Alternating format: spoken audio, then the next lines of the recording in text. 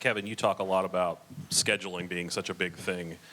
Coming out of exams, kind of a tricky spot in general. How much do you think that kind of contributes to what we saw tonight? No, I think what we saw tonight was, Tavon had his team really ready to play. I think you got to give Tavon Sadler a ton of credit.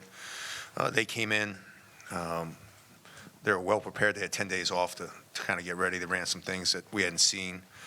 I think this is more about Tavon and Nicholls than it is anything else.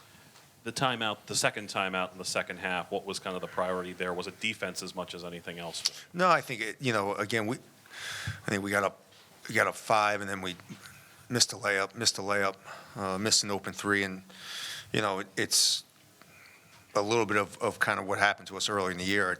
I think the timeout was more or less just like, hey guys, we got to grow up a little bit and just sit down and guard and stop letting our offense dictate our defense. And Jahari's three-pointers tonight seemed like those were not just crucial, but probably helpful for him in terms of. Yeah, I mean, Jahari's been doing some good things. I'm just, I expect a lot from Jahari because I know what he has inside him. His issue is there's times where he just, mentally kind of relaxes, and it hurts him and it hurts us. Kevin, it felt like Dante really kind of found his stroke there later in the game, especially in that second half with some clutch threes. What did you see from him tonight? I just, I've been talking to Dante for the last week, and he, Dante's been phenomenal in practice. He's been our best player in practice, and then he goes out in games, and he hasn't brought the same energy that he's brought in practice. And I just wanted him to focus on being the Dante Scott who plays hard, runs the floor, gets rebounds, does some things that really, help the team, and I thought that would help him offensively, and I think it did.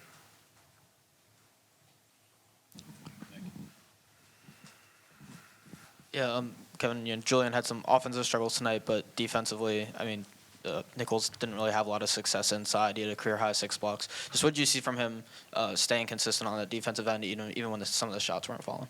Yeah, he just, Ju's been really good all year defensively. He struggled a little bit tonight offensively, but I was proud of him in the fact that, he really focused in on the defensive end.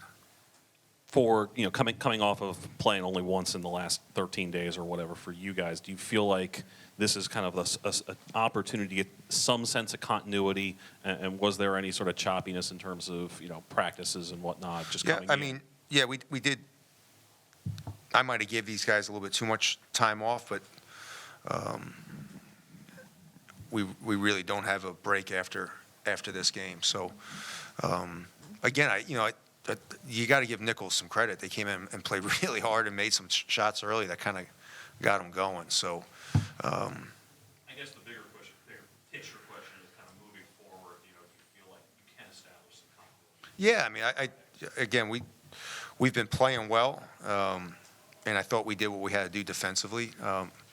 Ju had a tough night. I mean, if Ju has his normal night, it's probably a much different story. He just struggled a little bit. But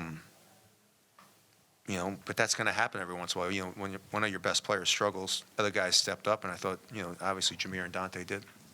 Kevin, it seemed like in the second half there, you guys kind of started attacking the basket a little bit more.